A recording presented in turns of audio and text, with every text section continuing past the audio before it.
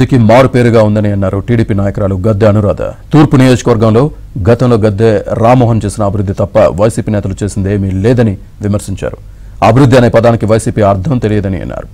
రాజధాని అమరావతిని విధ్వంసం చేశారని, పోలవరాన్ని పాడు చేశారని ఆగ్రహం వ్యక్తం చేశారు.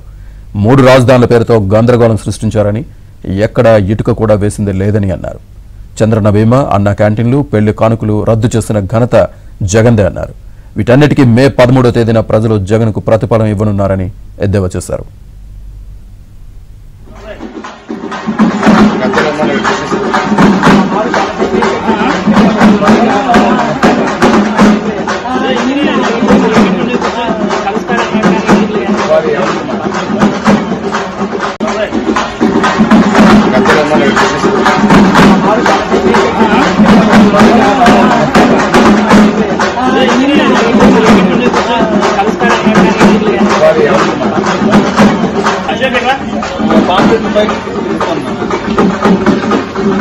Bye.